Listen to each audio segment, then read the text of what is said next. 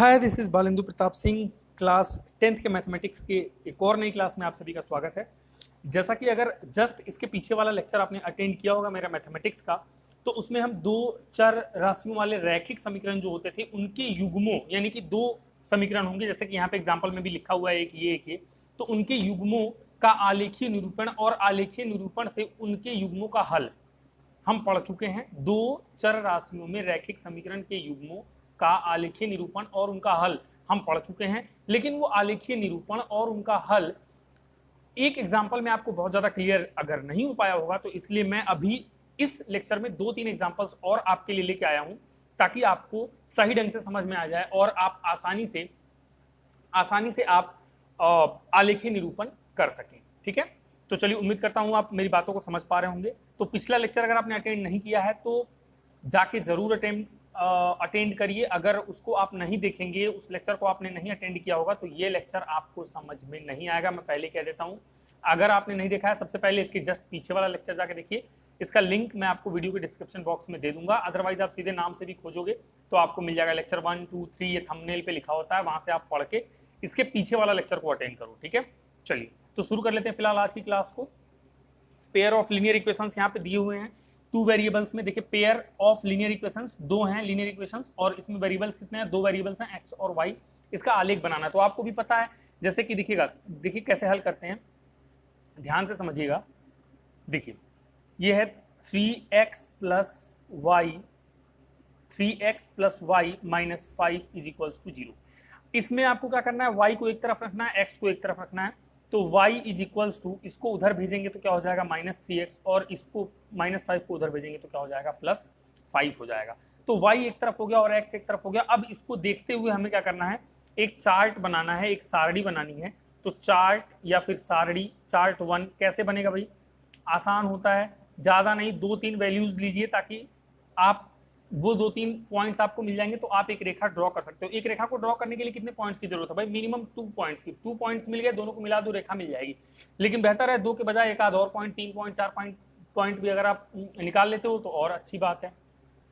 तो यहाँ पे x हो गया, यहाँ पे y हो गया। अब देखिएगा, x के कुछ एक मान रख के y के मान निकालेंगे। वैसे तो ये सिंपल है, मतलब यहाँ पे बटे वगैरह में कुछ नहीं है, तो आपको ज्यादा मेहनत करने की जरूरत नहीं कि कटेगा कि नहीं, पूर्णांक में आएगा कि नहीं, क्योंकि पूर्णांक में वैल्यूज होती हैं तो ड्रॉ करना आसान होता है, बाकी और कोई लेना देना नहीं है। तो यहाँ पे तो ईजी है, x बराबर आप एक बार 1 ले सकते हो। 1 रख के देखो तो y कितना आ जाएगा? 1 रखोगे तो ये -3 + 5, 5 में से 3 गया, 2 आएगा, 2 आ जाएगा। ठीक है, चलिए, तो एक रखा तो 2 आ गया। अब एक काम करो, 0 रख के देख लो। 0 रखोगे तब भी एक वैल्यू मिलेगी। 0 रखोगे तो क्या मिलेगा?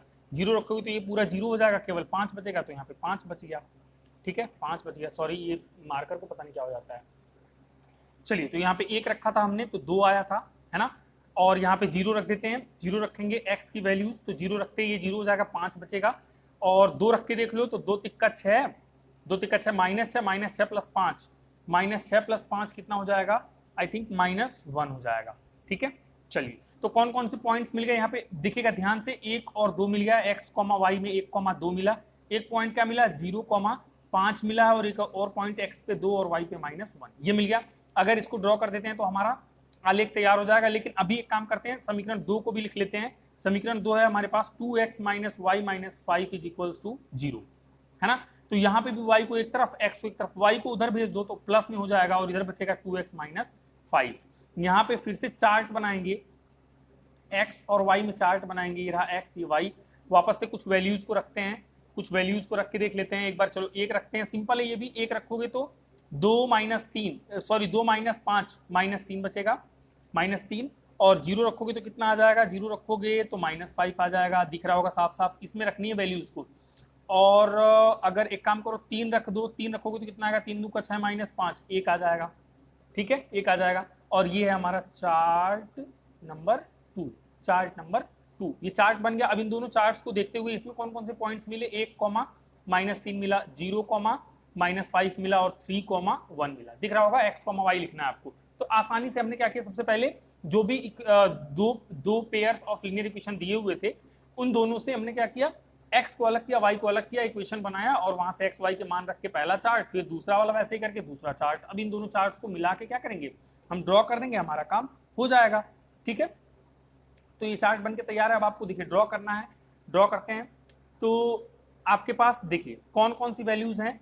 देखो 1 है सबसे छोटा, 0 है, -3 -5, अच्छा, और 5 यहाँ पे मैक्सिमम, मतलब मैं चेक कर रहा हूँ कि एक्स वाई में नंबर कहाँ तक बनाना है। जैसे ये आपका देखोगे, ये आपका मैंने बना दिया ये एक्स एक्सिस है ना, एक्स एक्सिस, और ये ऊपर मैंने बना दिया ये वाई एक्सिस। ये ओरिजिन है, ये ओरिजिन है, इसको एक्स एक्स डैश मान लो, वाई वाई डैश मान लो। ओके, अब ये 0 है तो ये पूरा आपको मीजर कर करके टिक करके स्केल से जब आप बनाते हो ना, तो एक निश्चित दूरी पे ये गैप बनाया करो, तो ग्राफ आपका सही बनेगा, अदरवाइज गलत हो जाएगा।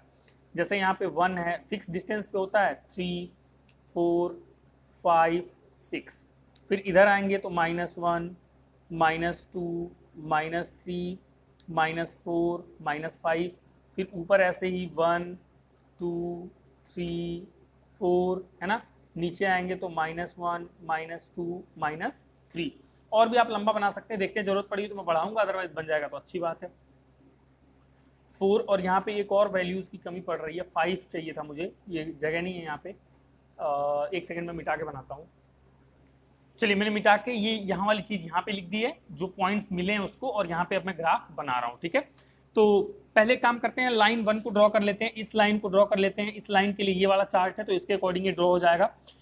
1,2 को देखिए तो x पे 1 और y पे पॉजिटिव में 2, तो एक पॉइंट यहाँ मिल गया। 0,5 x पे 0 y पे 5, एक पॉइंट यहाँ मिल गया। 2, -1 x पे 2 y पे -1, तो एक पॉइंट यहाँ मिल गया। अब 1 2 3 तीनों पॉइंट्स को मिला दोगे तो एक लाइन मिल जाएगी, एक ग्राफ आपका ड्रॉ हो जाएगा। ये रही आपकी लाइन, ठीक है, ये आपकी लाइन रही, यहाँ पे ये एक लाइन मिल गई, ये इधर जा रही है और ये ऊपर कहीं इधर जा रही होगी। ठीक है, ओके, और इन पॉइंट्स के नाम भी आप चाहें तो लिख दें, जैसे कि 1, ये क्या था, 1,2 था, 1,2 था, है ना। फिर ये क्या था, ये था 0,5, नहीं सॉरी 2,-1, तो यहाँ पे लिख दिया मैंने 2,-1, और ये क्या था ऊपर 0,5। x पे 0 और y पे कितना चल गया था, 5। x पे 0 और y पे कितना चल गया था, 5 चल गया था। ओके, तो यहाँ पे आपने देखा कैसे ड्रॉ किया मैंने, ऐसे ही इस वाले को भी ड्रॉ करिए, इस वाले को। तो 1,-3 x पे 1 y पे -3, x पे 1 y पे -3 यहाँ कहीं पे आएगा। ठीक है, यहाँ पे आ जाएगा। ये एक काम करता हूँ मैं, -3 को इधर लिख देता हूँ, -3 को इधर लिखता हूँ। सॉरी, मुझे लग रहा है कि आपको ये फिगर बहुत क्लियर नहीं हो पा रहा है, मतलब दिखाई नहीं दे रहा अच्छे से। तो एक काम करिए, ये एग्जाम्पल लिखिए, पूरा एग्जाम्पल जैसे मैंने लिखा है लिखिए, ये 2 इक्वेशंस ये क्वेश्चन में ही है, ये हल लिखिए। पहला इक्वेशन लिख के यहाँ से y x को अलग करिए, चार्ट 1 बनाइए, फिर दूसरा इक्वेशन लिखिए, चार्ट बनाइए। ये वाला अभी ड्रॉ करते हैं, मैं बस दोनों चार्ट को यहाँ पे लिख के ड्रॉ करके दिखाऊंगा, थोड़ा सा बड़े में साफ साफ आपको दिखाई देगा, मजा नहीं आया तो जल्दी से आप इसको लिखिए, फिर अलग से इसको ड्रॉ करते हैं फटाफट। चलिए स्टूडेंट्स, थोड़ा सा टाइम तो आपका खराब हुआ, लेकिन अब आपको चीजें ज्यादा समझ में आएंगी। ये रहा लाइन 1 के लिए चार्ट 1, यहाँ पे ये रहा लाइन 2 के लिए चार्ट 2, यहाँ पे इसके पॉइंट्स कौन कौन से हैं दिख रहे हैं, इसके पॉइंट कौन कौन से दिख रहे हैं, इसके थ्रू एक लाइन ड्रॉ करेंगे, इसके थ्रू एक लाइन ड्रॉ करेंगे, हमारा आलेख बन के तैयार हो जाएगा। तो यहाँ पे 1,2 दिखेगा, अब आसानी से साफ साफ दिखेगा, x पे 1 और y पे चलना है 2, तो एक पॉइंट यहाँ मिल गया। 0,5 0 यहाँ पे, x पे 5, तो एक पॉइंट यहाँ मिल गया। 2,-1 x पे 2 y पे -1, तो एक पॉइंट यहाँ मिल गया। अब इन तीनों पॉइंट्स को आप मिला देंगे, तीनों पॉइंट्स को मिला देंगे, ये आगे की तरफ चला जाएगा, ये इधर चला जाएगा, एक लाइन यहाँ से मिल गई। तीनों पॉइंट्स के नाम लिख दीजिए, इसका नाम था 1,2, इसका नाम था 0,5, और इस वाले का नाम था x पे चला है ये 2,-1। ओके, अब इसको देख के ड्रॉ करिए, तो 1,-3 देखिए कहाँ पे है, x पे 1 y पे -3, तो यहाँ पे है। 0,-5, x पे 0 और y पे -5, तो यहाँ पे आ गया। x पे कहीं नहीं चला, y पे बस -5, तो यहाँ पे आ गया। 3,1, x पे 3 y पे चल गया 1, तो ये यहाँ पे आ गया। अब इन तीनों पॉइंट्स को भी आप क्या करेंगे, मिला देंगे, ये यहाँ चला गया, ये यहाँ चला गया, ठीक है, ये यहाँ, और उनके पॉइंट्स के नाम लिख दीजिए। इस पॉइंट का नाम क्या था, देखिएगा, ये था 1,-3। इस पॉइंट का भी नाम सॉरी, एक ये पॉइंट बनाया हमने, एक ये पॉइंट ड्रॉ किया था, इस पॉइंट का नाम क्या हो जाएगा, 0,-5, और इस पॉइंट का नाम क्या है, x पे 3 y पे 1। तो ये 1 2 3 पॉइंट्स यहाँ पे भी ड्रॉ कर दिया और इन तीनों पॉइंट्स के थ्रू एक लाइन 1 2 3 तीनों के थ्रू एक लाइन हमने बना दी। ठीक है, तो ये ग्राफ उसका ड्रॉ हो गया। हमें ग्राफ ही ड्रॉ करना था, ग्राफ ही ड्रॉ करना था, आपने देखा भी होगा ग्राफ ड्रॉ करना था। तो एक चीज समझ में आती है, अगर इसमें इसका हल देखा जाए, ठीक है, तो अगर इस ग्राफ को देखा जाए तो हमारे सवाल में चलिएगा, आप क्वेश्चन में जाइएगा, मेरे पास क्वेश्चन है, आपके पास भी होगा, आपने नोट्स में लिखा होगा, अभी जस्ट मैंने लिखवाया है, देखिएगा वहां पे लिखा हुआ था कि निम्न रैखिक समीकरण युग्म का आलेखीय निरूपण कीजिए तथा वह बिंदु भी ज्ञात कीजिए जहां रेखाएं वाई अक्ष को प्रतिच्छेदित करती हैं। तो देखिएगा ना, ये वाई एक्सिस है, ये है आपका वाई एक्सिस। तो इस वाली रेखा ने वाई एक्सिस को कहां पे कट किया, 0,-4 को। तो वाई को कहां पे कट किया, इस वाली रेखा ने 0,-5 पे, सॉरी -4 नहीं -5, 0,-5 पे। तो एक आंसर तो ये हो जाएगा। और इस वाली रेखा ने ऊपर जाके यहां पे कट किया, ये कौन सा पॉइंट है, ये कौन सा पॉइंट है, ये है आपका 0,5 पे। तो वाई एक्सिस को कहां पे कट किया, एक तो 0,-5 पे और दूसरा 0,5 पे। ये आपको साफ साफ दिखाई दे रहा होगा। ठीक है, वाई एक्सिस को कहां पे कट किया, ये आपके दो आंसर्स आ गए। उम्मीद करता हूं आपको समझ में आया होगा और अब ये ग्राफ भी आपको साफ साफ दिख रहा होगा, अच्छे से आप ड्रॉ कर पाएंगे। साथ के साथ एक और चीज मैं आपको बता देता हूं कि अगर इसका हल देखना हो, अगर इसका हल देखना हो या फिर इसका सॉल्यूशन अगर खोजना हो, ठीक है, तो मैंने क्या कहा था कि दो अगर रेखाएं हैं, पहली बात तो दो चर वाला जो रैखिक समीकरण वो हमेशा सरल रेखा बनाता है, तो ये सरल रेखाएं, अब ये दोनों सरल रेखाएं जहां पे एक दूसरे को कट करेंगी वही बिंदु उन दोनों समीकरणों का हल होगा, क्योंकि वही होगा जो दोनों में कॉमन होगा और वही होगा जो दोनों को सेटिस्फाई कर पाएगा। तो देखो ना, इन दोनों ने कहां पे कट किया, एक लाइन ये, एक लाइन ये, एक ये, इन दोनों ने यहाँ पे कट किया, सभी बच्चों को दिख रहा है यहाँ पे कट किया।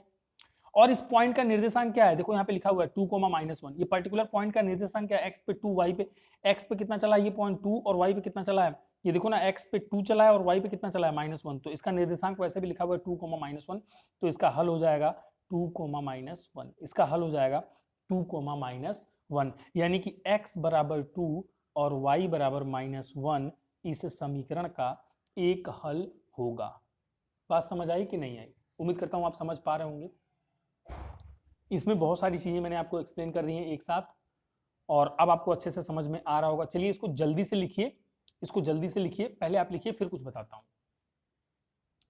अब तक लिख लिया होगा आपने। अब इसमें देखिए, मैंने कहा कि ये इसका हल है, इस पूरे समीकरण का, ये जो ग्राफिकल, हमने क्या किया, ग्राफिकल सॉल्यूशन निकाल लिया। ठीक है, आलेखीय विधि से हमने इसका हल निकाल लिया।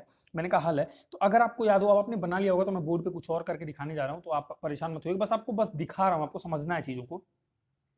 एक समीकरण अपने पास ये वाला था, एक समीकरण था 3x + y - 5 = 0 और एक दूसरा समीकरण था, यहाँ पे लिखता हूँ 2x - y - 5 = 0। अब देखिएगा, मैं कह रहा हूँ कि ये इन दोनों समीकरणों का एक हल है, आलेखीय विधि से मैंने निकाल लिया है, तो पक्का इस वैल्यू को जब इस समीकरण में रखूंगा तो उसका मान 0 हो जाना चाहिए। इसका मान कितना हो जाना चाहिए, 0 हो जाना चाहिए। तो रख के देखते हैं, x बराबर 2 y बराबर -1, तो ये 3 × 2 धन y बराबर -1 रखेंगे और -5, तो 3 दूना 6 + -1 -5, 5 1 6 6 -6 मिला के कितना हो गया, 0 हो गया। आप देख रहे हैं LHS बराबर क्या आ गया, RHS आ गया। इसका मतलब कि हल है। इसको देखिए सेटिस्फाई कर रहा है कि नहीं, इसको सेटिस्फाई कर रहा है कि नहीं, अगर करेगा तो ये भी LHS बराबर RHS हो जाएगा, यानी कि RHS में 0 है तो यहाँ पे x y का मान रखोगे तो ये भी 0 हो जाएगा। तो 2 × 2 -y की वैल्यू -1 और -5, तो 2 × 2 4 हो गया, माइनस का गुणा होगा तो +1 हो जाएगा, -5 तो 5 -5 मिला के कितना हो गया, 0 हो गया। तो आप देख रहे हैं कि सेटिस्फाई कर रहा है। ठीक है, ये आपको लिखना नहीं है, लेकिन ये आपको मैं एक्स्ट्रा नॉलेज दे रहा हूं, तो अब आपको समझ में आ गया होगा। अभी मैं एक एग्जांपल और कराता हूं, फिर आगे बढ़ूंगा। एक एग्जांपल और कराता हूं, एक आलेख और बनाते हैं, फिर उसके बाद आगे बढ़ेंगे। चलिए एक एग्जांपल और करते हैं। ये आपके सामने एग्जांपल है, बहुत मतलब जल्दीबाजी में मैंने लिखा है, तो अगर राइटिंग आपको समझ में ना आ रही हो तो मैं सवाल को पढ़ देता हूँ, वैसे आपको समझ में आ रहा होगा, फिर भी मैं एक बार पढ़ देता हूँ इसे।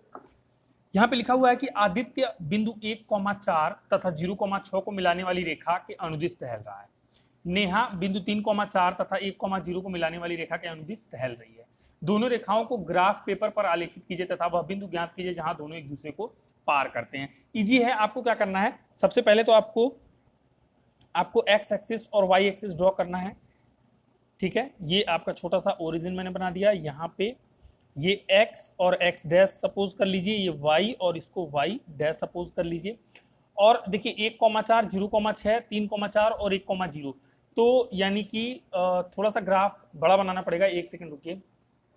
चलिए, तो आपका टाइम ना खराब हो इसलिए मैंने ये बना दिया है, x axis, y axis, x x dash, y y dash, origin 1 2 3 4 5 वाला मैंने पूरा ये ड्रॉ कर दिया। तो अब ध्यान से देखिएगा, अगर बात करते हैं आदित्य की, तो ये 2 जगहों पे जा रहा है, 1,4 से और 0,6 से। तो पहले आदित्य वाली लाइन बनाइए, 1,4, एक्स पे 1, वाई पे चल गया ये 4, तो 1 पॉइंट यहां मिला, 0,6 एक्स पे चला ही नहीं, वाई पे चल गया ये 6, तो 1 पॉइंट यहां मिला। ठीक है, एकदम ऊपर। तो ये अब क्या करेंगे, अब इन दोनों लाइंस को मिला देंगे।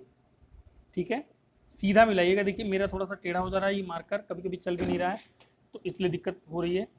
1 कॉमा, ये जरूर नोट करिएगा, 1,4 है ये, और यहाँ पे ये वाला है 0,6। इन दोनों लाइंस को मिला दिया, तो इस लाइन के थ्रू कौन टहल रहा है, ये है आदित्य, ये है आदित्य। ठीक है, तो इसके बाद अब नेहा की बात करते हैं। तो नेहा कहाँ टहल रही, सॉरी अगर ये हिल गया हो तो थोड़ा सा हिला है अभी। नेहा की बात कर रहे हैं, तो नेहा चल रही है 3,4 और 1,0 पे, 3,4 और 1,0 यहाँ पे लिखा हुआ है। तो ढूंढिएगा 3,4, एक्स पे 3, वाई पे 4, एक तो यहाँ पे पॉइंट मिल रहा है, 3,4 यहाँ पे मिल रहा है, और एक पॉइंट मिला 1,0, एक्स पे चल गया 1 और वाई पे चला ही नहीं, तो 1,0 ये रहा। तो ये देखो ऐसे मिला दिया मैंने, इन दोनों को आगे बढ़ा दिया, ये इधर और ये इधर। इस पॉइंट का नाम क्या है, ये है 3,4, और एक पॉइंट और कौन सा है, एक पॉइंट ये है, यहाँ पे जगह नहीं है, ये पॉइंट मैं यहाँ पे लिख देता हूँ 1,0 है। इन दोनों को लेके हमने एक लाइन ड्रॉ कर दी। ये लाइन किसकी है, ये लाइन है नेहा की, है ना, लाइन ड्रॉ कर दी हमने। अब देखो हमसे ये कह रहा है कि दोनों रेखाओं को ग्राफ पेपर पर आलेखित कीजिए, हमने कर दिया, बहुत आसान था। वह बिंदु ज्ञात कीजिए जहां दोनों एक दूसरे को पार करते हैं, यानी जो दोनों एक दूसरे को जहां पे कट करेंगे, आप ये समझ लेना कि ये दोनों एक दूसरे को वहीं से पार कर रहे हैं, जहां पे इन दोनों ने एक दूसरे को कट किया, इन दोनों लाइंस ने, भाई एक जने ऐसे जा रहे हैं, एक जने ऐसे आ रहे हैं, तो जहां पे कट हो गया यहीं पे तो ये लोग मिलेंगे एक दूसरे से। ठीक है, तो कट पॉइंट पे मिलेंगे, ये कट पॉइंट है, इस पॉइंट पे मिलेंगे। तो इस पॉइंट का निर्देशांक ध्यान से देखो, ये एक तो 2 है, और इधर भी अच्छे से बनाओगे तो आई थिंक 2 पे ही जाएगा। हाँ, इधर भी अच्छे से मिलाओगे तो ये भी किस पे जाएगा, 2 पे ही जाएगा, ऊपर 2 पे। तो ये कौन सा, एक्स पे 2, एक्स पे कितना चला 2, और वाई पे भी कितना चल गया 2, एक्स पे कितना चला 2 और वाई पे भी कितना चल गया 2। देखो ना, ये इस पॉइंट की बात कर रहे हैं, तो नीचे एक लाइन से ड्रॉ करेंगे, ये 2 पे आएगा, इधर एक लाइन वाई पे ले जाएंगे तो ये भी 2 पे आएगा, एक्स पे भी 2, वाई पे भी 2। तो यानी कि इन दोनों ने एक दूसरे को कहाँ पे पार किया भाई, कहाँ पे एक दूसरे को पार किया भाई, अभी मैंने समझाया कि ऐसे जा रहे हैं, ऐसे जा रहे हैं, जहां पे कट हो गया, जहां पे टच हो गया, वहीं पे ये दोनों एक दूसरे को मिलेंगे। तो यहाँ पे चाहे ऐसे आएंगे, ऐसे, अच्छा ऐसे आएंगे, ऐसे, तब भी मिलेंगे यहीं पे। तो 2,2 पे तो कहाँ पे मिलेंगे, 2,2 पर मिलेंगे। तो ये उसका आंसर हो जाएगा। आप चाहें तो पूरा लैंग्वेज में भी लिख सकते हैं कि 2,2 पर दोनों मिलने वाले हैं। उम्मीद करता हूं आपको समझ में आया होगा ये भी एग्जाम्पल। तो फटाफट से इस एग्जाम्पल को भी आप लिखिए और हल करिए, फिर आगे चलते हैं। अब थोड़ी सी कुछ और बातें कर लेते हैं, अलग चलते हैं, आगे कॉन्सेप्ट को आगे ले चलते हैं। चलिए आगे चलते हैं। कुछ एक जरूरी बातें और बताता हूं मैं आपको। जैसे रैखिक समीकरणों के युग्म का हल अगर देखा जाए तो कितने तरीके से किया जा सकता है, क्योंकि हमारा जो चैप्टर था, जो चैप्टर हमने शुरू किया था शुरू में, उस चैप्टर में अगर आपने ध्यान दिया होगा तो उस चैप्टर का बेसिक, उस चैप्टर का नाम क्या था, रैखिक समीकरणों का, रैखिक समीकरण, 2 चर वाले रैखिक समीकरणों का युग्म। ठीक है, तो 2 चर वाले जो रैखिक समीकरण है उनको कितने तरीके से हल किया जा सकता है, अगर देखा जाए तो हल जो है वो 2 तरीके से किया जा सकता है। एक तो आलेखीय विधि, एक आपके पास है आलेखीय विधि, है ना, और एक आपका दूसरा मेथड है बीजगणितीय विधि, बीजगणितीय विधि। ठीक है, 2 तरीके से आप रैखिक समीकरणों का जो युग्म है उसको 2 तरीके से हल कर सकते हो। पहला एक तो आलेखीय विधि, दूसरा बीजगणितीय विधि। आलेखीय विधि से बच्चों कैसे हल करते हैं ये मैं आपको बता चुका हूं, अभी जस्ट मैंने हल किया था पीछे, 2 3 4 एग्जाम्पल्स मैंने कराए हैं पिछले लेक्चर से लेके अब तक, तो वहां से आपको समझ में आ गया। देखो बीजगणितीय विधि जो होती है, बीजगणितीय विधि में भी फिर 3 विधियां हैं, टोटल 3 विधियां हैं, 3 मेथड्स हैं अलग अलग जिनके थ्रू आप इन समीकरणों को हल कर सकते हो। एक होता है प्रतिस्थापन विधि, प्रतिस्थापन विधि, है ना, प्रतिस्थापन विधि क्या होता है, कैसे हल करते हैं मैं बताऊंगा। एक होता है विलोपन विधि, विलोपन विधि, विलोपन विधि की मदद से भी आप हल कर सकते हैं दो चर वाले रैखिक समीकरण युग्मों को। क्या होता है, कैसे हल होता है बताऊंगा। और एक और होता है वज्र गुणन, वज्र गुणन, वज्र गुणन विधि। ठीक है, तो वज्र गुणन विधि से भी आप दो चर वाले रैखिक समीकरणों को हल कर सकते हैं। कैसे हल होगा मैं बताऊंगा। और जिस टाइम पे रैखिक समीकरणों के युग्म का हल का ये पूरा कॉन्सेप्ट, यानी दो मेथड हो गया, एक तो आलेखीय एक बीजगणितीय, बीजगणितीय में तीन हो गया, प्रतिस्थापन, विलोपन और वज्र गुणन। जैसे ही ये पूरे मेथड्स हम सीख लेंगे इन समीकरणों को हल करने का, वैसे ही हमारा ये यूनिट, ये चैप्टर खत्म हो जाएगा। तो एक बार आप भी स्टार लगा के ये पूरा एक चार्ट बना लीजिए, ताकि आपको भी आइडिया रहे कि हम लोग क्या कर रहे थे पीछे और अब आगे क्या क्या बचा हुआ करने को। ठीक है, फिर जल्दी से इसको करिए। तो आगे चलता हूं मैं, कुछ एक बहुत जरूरी चीज बताने जा रहा हूं। चलिए, तो कुछ बातें और कर लेते हैं। वैसे तो मैं आपको इसके बारे में बता चुका हूं, जो अभी आपके स्क्रीन पे कुछ लिखा हुआ दिख रहा है, लेकिन फिर भी मैं आपको एक्सप्लेन कर देता हूं। ये नोट्स में भी आपको लिखना है, आपको याद भी रखना है। देखिए, दो चर वाले रैखिक समीकरण मैंने मान लिया जनरल फॉर्म में a1x + b1 y + c1 = 0, और दूसरा मैंने मान लिया a2x + b2y + c2 = 0। अब दो सरल रेखाओं को निरूपित करने पर निम्न स्थितियां संभव है। देखिए, ये चूंकि ये, अब ध्यान से सुनिएगा, दो चरों में रैखिक समीकरण है, तो दो चर x y में ये रैखिक समीकरण है, x और y पे मैक्सिमम पावर 1 है, और इन दोनों को मिला दिया जाए तो समीकरणों का युग्म है। अब चूंकि ये एक समीकरण जो है, ये एक सरल रेखा को निरूपित करता है, ये वाला समीकरण ये भी एक सरल रेखा को निरूपित करता है, ये मैं पहले बता चुका हूं। तो ये दोनों मिलकर दो सरल रेखाओं को निरूपित करेंगे। तो दो सरल रेखाओं से कितनी स्थितियां बन सकती हैं? मैंने कहा तीन स्थितियां बन सकती हैं। कल के लेक्चर में भी मैं समझा रहा था, तो एक बार और यहाँ पे आपके सामने आ गया तो और आपको क्लियर हो जाएगा कि दो सरल रेखाओं को निरूपित करने पर निम्न तीन स्थितियां संभव है। पहली स्थिति देखिएगा, रेखाएं एक बिंदु पर प्रतिच्छेदित करती हैं। जैसे दो रेखाएं हैं, तिरछी हैं, एक बिंदु पर काटती हैं। और मैं पहले कह चुका हूं कि दो रैखिक समीकरणों का हल अगर निकालना होगा तो वे जहां जहां एक दूसरे को कट करेंगे वो वहां उनका एक हल होगा। तो ये तो एक ही जगह पे कट कर रहे हैं, यहाँ आगे देख रहे हो ये भी फैल रहा है, पीछे भी फैल रहा है। अब ये कहीं कट करने वाले नहीं है, बस एक जगह कट किया तो इसका एक हल होगा। वही लिखा है कि इस स्थिति में समीकरण युग्म का अद्वितीय, बता चुका हूं, जिसके ऐसा कोई दूसरा नहीं है, एक ही है, अद्वितीय हल होता है। और इन दोनों रेखाओं को ना, इन दोनों रेखाओं को, ये जो दोनों रेखाएं यहाँ पे बनी है, इन दोनों रेखाओं को संगत या फिर इंग्लिश में कंसिस्टेंट युग्म कहते हैं। कंसिस्टेंट पेयर, इंग्लिश में ऐसे पेयर्स को, ऐसे जोड़े को कंसिस्टेंट, CONSISTENT, कंसिस्टेंट पेयर कहते हैं। ओके, और सेकंड पॉसिबिलिटी क्या है कि रेखाएं समांतर हो सकती हैं। देखिए, जैसे दोनों रेखाएं समांतर है तो ये अनंत तक तुम बढ़ा दो, कहीं पे कट नहीं करेंगी। ये पीछे अनंत तक बढ़ा दो, कहीं पे कट नहीं करेंगी। जब एक दूसरे से मिलेंगी नहीं, कट नहीं करेंगी, तो इसका कोई भी हल नहीं होगा। कोई कॉमन पॉइंट मिल नहीं रहा है जो दोनों में हो, जो दोनों को सेटिस्फाई कर सके, इसलिए इसका कोई भी हल नहीं होगा। ये बात सुन के आपको ध्यान रखना है भाई। ये याद तो अलग करने वाली बात है, पर कॉन्सेप्ट सीखना आपकी जिम्मेदारी है। तो कॉन्सेप्ट आपको समझना, मैं बार बार कह रहा हूं कि कॉन्सेप्ट के पीछे भागो, ट्रिक के पीछे नहीं। ट्रिक तो आप बड़े हो जाओगे तो खुद बना लोगे। तो इस स्थिति में क्या होता है, समीकरणों का कोई हल नहीं होता है, और ऐसे पेयर्स को असंगत या फिर इनकंसिस्टेंट युग्म कहते हैं। ऐसे पेयर्स का नाम हो जाता है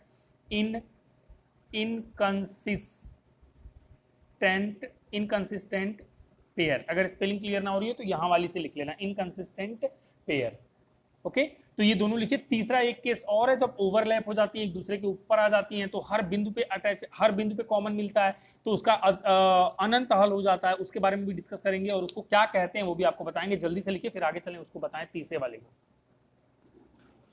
चलिए, तीसरा केस देखिए। तीसरा केस, जब रेखाएं संपाती हो सकती हैं। संपाती होने का मतलब ओवरलैपिंग, ओवरलैपिंग एक के ऊपर दूसरा होना। तो ये इसी के ऊपर ये वाली आ गई, दिख रहा होगा। इस स्थिति में समीकरणों के अपरिमित रूप से अनेक हल होते हैं, बता चुका हूं मैं, आपको दिख भी रहा है। हर एक पॉइंट पे कॉमन पॉइंट मिलेगा, क्योंकि एक दूसरे के ऊपर ही है ये, तो इसके अनंत हल हो जाएंगे। अनेक हल, अपरिमित रूप से अनेक हल होते हैं, अनंत हल होते हैं। और ऐसे युग्मों को, ऐसे पेयर्स को डिपेंडेंट युग्म या फिर हिंदी में आश्रित युग्म कहा जाता है। एक नोट पॉइंट में आप ध्यान रखिएगा कि रैखिक समीकरणों का आश्रित युग्म, यानी कि ये वाला जो केस है, सदैव संगत होता है। संगत में क्या है, संगत युग्म कौन सा होता था? संगत युग्म होता था कौन सा? जैसे कि एक लाइन ये बनाई, एक लाइन ये बनाई, यहाँ पे कट किया तो ये संगत होता था। एक जगह कट किया तो संगत।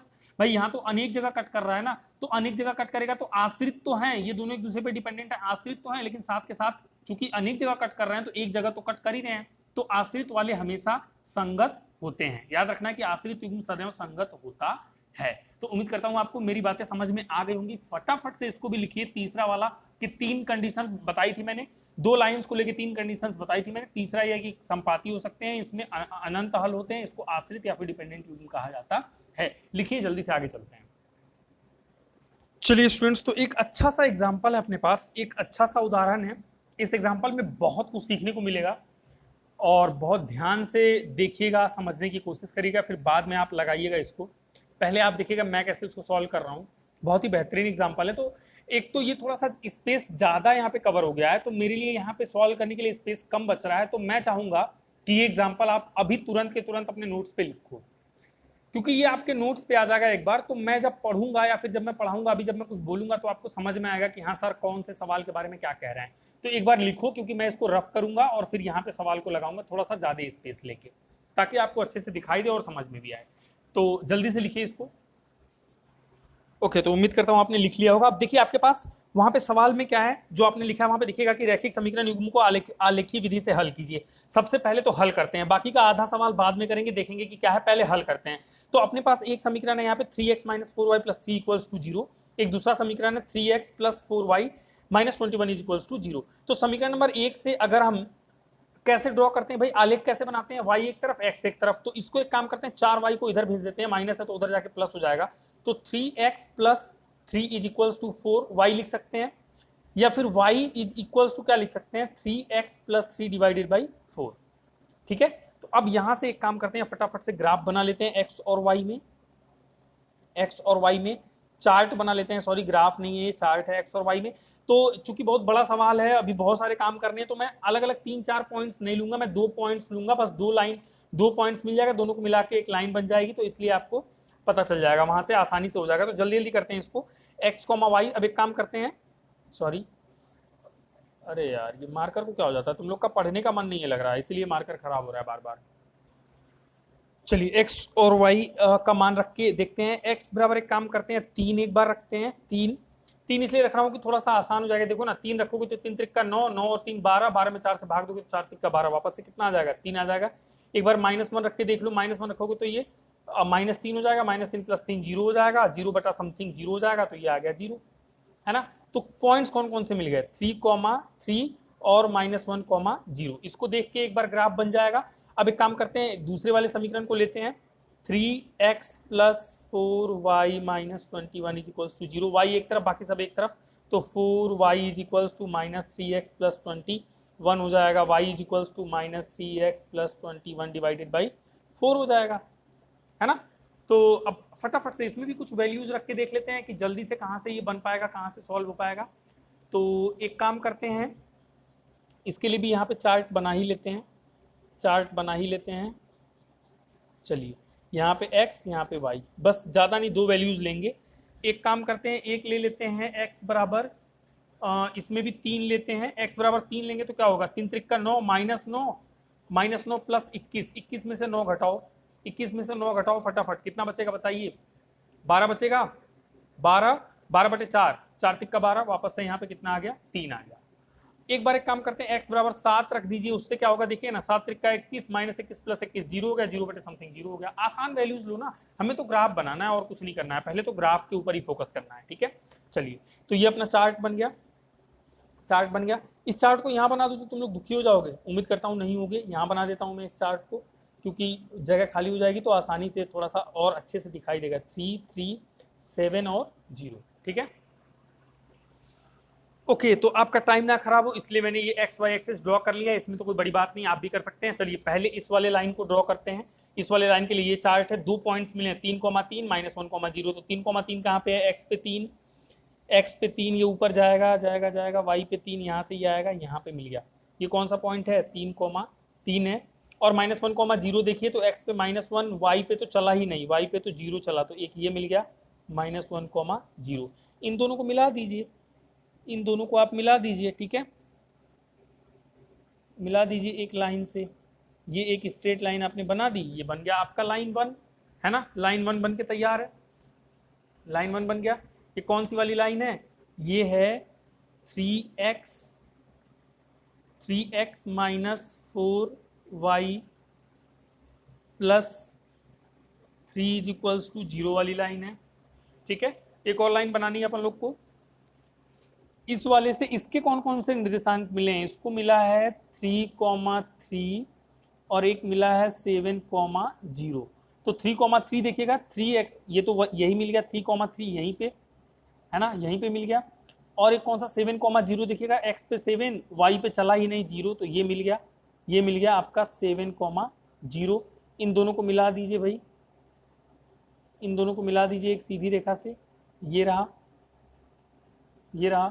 तो 7,0 और 3,3, ये रहा ना 3,3, इसको मिला दिया, ये वाली लाइन मिल गई, ये वाली लाइन 3x + 4y माइनस, ये है 3x + 4y minus 21 is equals to 0, is equals to 0।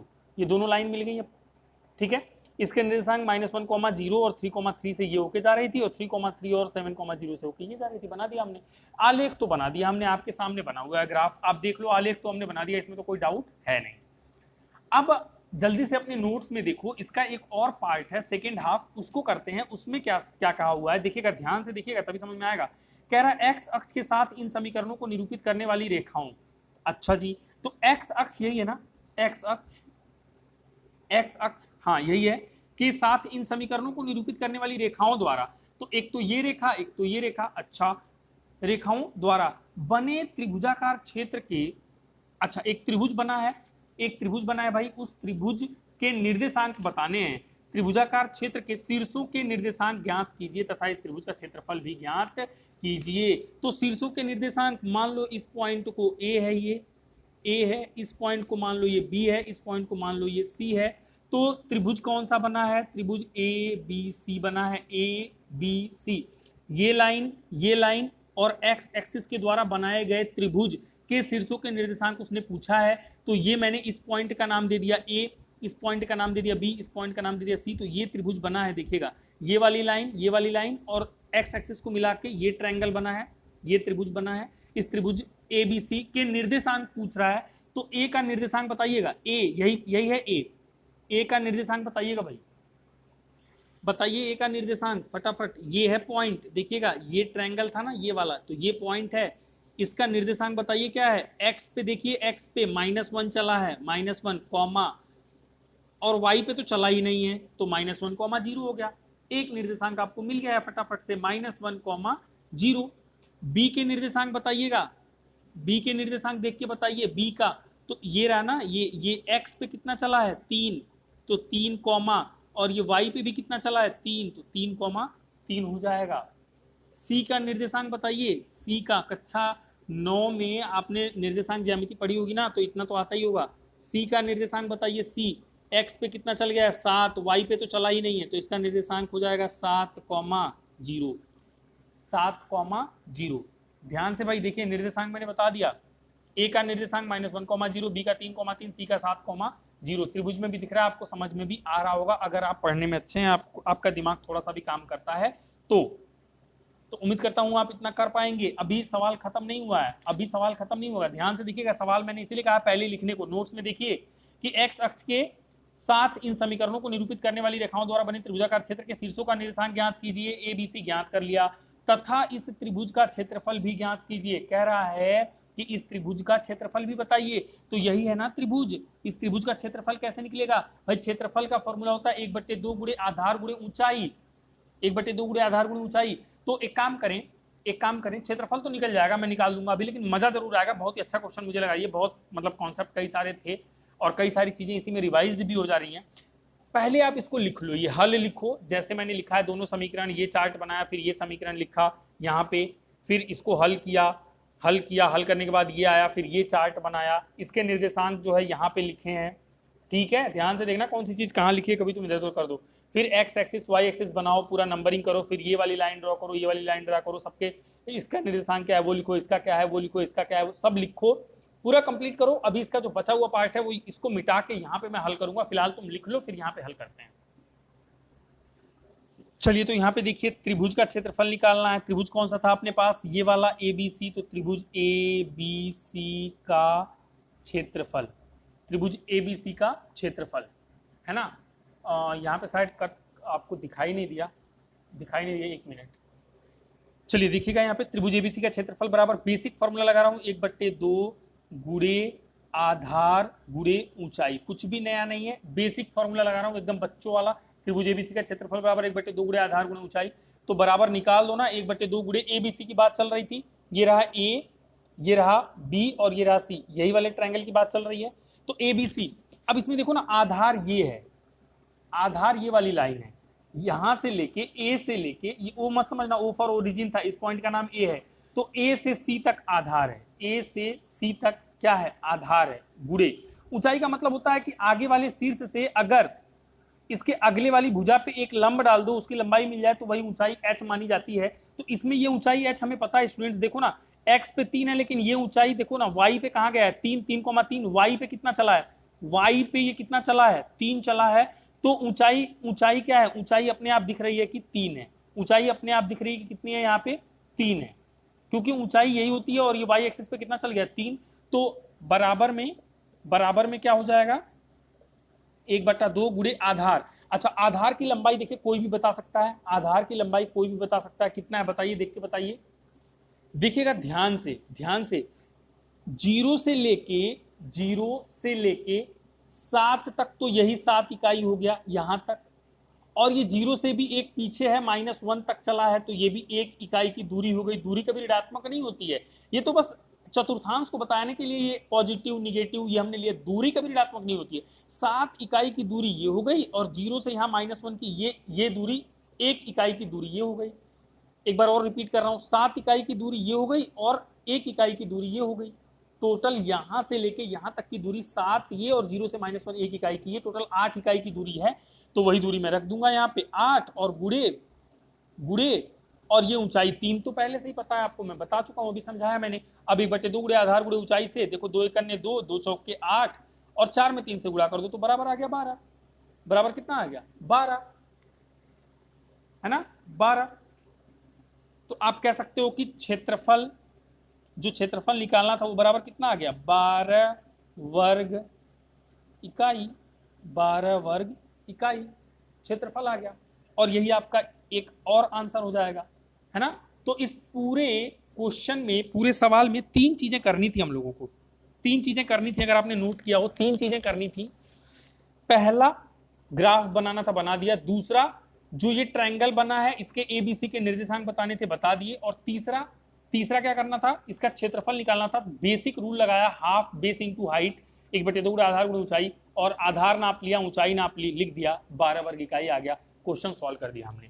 अभी मेरा और पढ़ाने का मन था, मैं सोच रहा था कि भले ही चाहे ये लेक्चर 2 घंटे का हो जाए, 2.5 घंटे का हो जाए, 1 घंटे का, 1.5 घंटे का, मुझे नहीं पता, मुझे बस प्रॉपर तरीके से, एकदम प्रॉपर तरीके से, जिसको कहते हैं कि एक एक कॉन्सेप्ट के साथ डिस्कस करके डिटेल्ड में बच्चों को जैसे पढ़ाया जाता है कि एकदम से, मतलब मैं मान के चल रहा हूँ कि आपको कुछ नहीं आ रहा है और एकदम बेसिक टू एडवांस, मैं वैसे सोच रहा था कि पढ़ाऊंगा, चाहे कितना भी समय लग जाए, मुझे कोई मतलब नहीं है, आई डोंट केयर। और मैं ये वाले चैप्टर का, अध्याय 3 का, इस यूनिट का जो छोटा वाला इकाई है यानी कि 3.1, वो कम से कम आज खत्म कर दूंगा, और आपको कुछ होमवर्क मिल जाएगा, आप सवाल लगा पाओगे 3.1 के। लेकिन ये मार्कर साथ नहीं दे रहा है, इसका इंक आप देखोगे यहाँ पे कम चला है, यहाँ पे ये पता नहीं क्यों अच्छे से चल नहीं रहा है। तो मैं एक दूसरा मार्कर, मतलब मेरे पास अभी है नहीं, और इसमें इंक जो है वो खत्म तो नहीं हुई लेकिन कम हो गई है। तो ये चूंकि मैथमेटिक्स पढ़ा रहा हूँ, अगर साइंस पढ़ाता तो पढ़ा देता, क्योंकि कम मार्कर का इस्तेमाल करना पड़ता है, मैथ्स में बहुत ज्यादा, और खास करके ऐसे चैप्टर्स में, तो वो मजा नहीं आ रहा मुझे, इसलिए मैं इस लेक्चर को यहीं पे खत्म कर रहा हूँ। बाकी की चीजें मैं बाद में डिस्कस करूंगा, ठीक अगले लेक्चर में, वो भी आपको बहुत जल्द मिल जाएगा। तब तक आप पढ़ते रहिए, मेहनत करिए, डेडिकेटेड रहिए। कम से कम आपको फ्री क्लासेस मिल रही हैं, और इतनी डिटेल क्लासेस मिल रही हैं, अगर आपको समझ में आता हो तो प्लीज आप मेरी मेहनत का रिस्पेक्ट करिए, उसको थोड़ा सा रिस्पेक्ट दीजिए। और अगर आप पढ़ने वाले बच्चे हैं तो पढ़िए, चैनल को सब्सक्राइब तो कर ही रहे हैं आप, और शेयर मैक्सिमम कर दो, ढेर सारे लोगों को आने दो, पढ़ने दो, तो पढ़ाने में थोड़ा और मजा आए। तो अभी मैं फिलहाल अपनी बातों को यहीं पे खत्म करता हूँ, फिर मिलेंगे एक नए लेक्चर में नए एग्जाम्पल्स के साथ, इसी को कंटिन्यू करेंगे। तब तक के लिए आप सभी को थैंक यू वेरी मच।